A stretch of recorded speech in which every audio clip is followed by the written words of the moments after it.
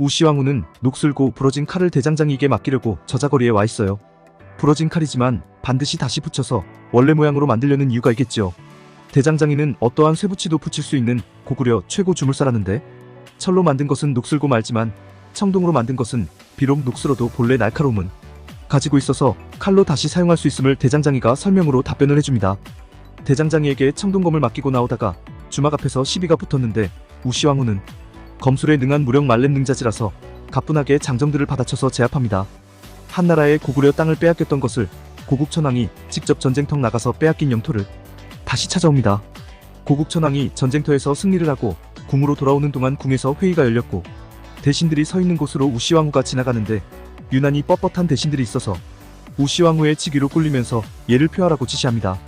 이에 어쩔 수 없이 꿀른 척하는 대신들이지 절대로 왕후를 그냥 둘 리가 없겠죠. 우시왕후는 회의에 참석하여 대신들이 반대하는 진대법을 폐지할 수 없음을 어필하지만, 나라에서 시행하는 일에 왕후가 끼어들어 결단 내릴 자격이 없다며 왕후의 진대법 폐지 반대를 묵살하려 합니다. 이런 상황에 대해 우시왕후는 국상인 을파소에게 물으니, 고국천왕이 전쟁터에 나가 있을 때 궁에서 주인은 왕후가 된다며 우시왕후가 진대법 유지를 주장하는 것에 대해 대신들이 더 이상 반대하지 못하도록 진행합니다. 고국천왕이 전쟁에서 승리하고 궁으로 도착했다는 소식을 들은 우시왕후는 환하게 활짝 웃으며 치장을 하고 있네요. 한나라에게 고구려의 땅을 찾아서 돌아온 고국천왕은 전쟁터에 직접 참가하여 부상을 심하게 다쳤는지 궁의의 치료를 받고 있는데 어째 그림이 유상하네요. 이때 치료받고 있는 고국천왕의 처소에 우시왕비가 들어옵니다. 들어오자마자 보이는 광경이 기가 차는 장면이라 순간 마음에 상처받았어요. 전쟁터에서 다친 것을 치료받는 장면인데, 이 부분에서 갑자기 전라의 어린 여자들이 시중을 들게 하는 모습을 끼워 넣었는지 작가의 의도는 알 수 없지만, 이러한 모습을 우시왕후가 모두 보게끔 일부러 저지르고 있다는 것쯤은 알겠더라고요. 화가 난 우시왕후가 돌아간 후 이젠 진짜 치료를 진행하는 고국천왕인데, 고구려 시절에 마취제가 없었을 때라 놈을 제거하는 장면에서 엄청난 고통을 참으며 시술을 받네요. 치료를 다 마치고 국상 을파소와 고국천왕에 독대하는 장면에서 좀 전에 치료받을 때 왜 어린 여자들이 전라로 시중 들게 했는지에 대해 국상 을파소의 작전이라고 나오는데요.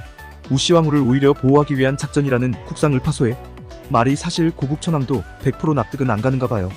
고국천왕으로부터 우시왕후를 멀리하라고 국상 을파소의 작전대로 한 건데, 재차 이 방법이 맞는지 을파소에게 물어보니 응당 이 방법뿐이라는 답변을 하네요. 이때 촉이 좋은 고국천왕이 말하길, 만약에 너에게 다른 마음이 있다면 내 너를 가만두지 않을 것이야. 이에 국상 을파소는 소신폐하처럼 왕후 전하를 지키고자 하는 마음이옵니다 라고 답을 합니다. 대신들이 가뜩이나 진대법 폐지하라던지 왕후가 후사가 없으니 폐위시켜야 한다던지 이렇게 말이 많았죠. 전쟁에서 승리를 했지만 고국천왕이 다쳐서 왔기 때문에 혹시라도 왕이 약한 상태니까 업신여기고 이상한 말들이 대신들에게서 나올까봐 우시왕후는 연회를 열어서 승전한 것을 축하하는 모습을 보여줘야 한다며 당당하게 대신들 앞에 나타납니다. 아무리 왕후이지만 여자로서 일부러 강한 모습을 보이려 하는 게 굳은 궁궐에서 생존을 위해 어떻게 행동해야 하는지 눈치로 알고 있는 사회성 말렙의 우시왕후 답습니다. 연회가 시작되어 씨름꾼들의 시합이 한판 진행됩니다. 이때 호기심을 참자 못하고 고국천왕이 전쟁터에서 다쳤다는 말을 들었는데 사실인지 물어보는 대신들 앞에서 우시왕후는 아닌 척하며 표정관리 빡세게 하고 있네요. 때 고국천왕이 대신들 앞에 직접 등장해서 전쟁터에서 다쳤다는 말이 무색하게 건강한 모습을 보이며 우시왕후 곁으로 옵니다. 고구려 땅을 다시 찾아왔다며 대신들과 함께 축배를 들고 건재함을 보여주세요.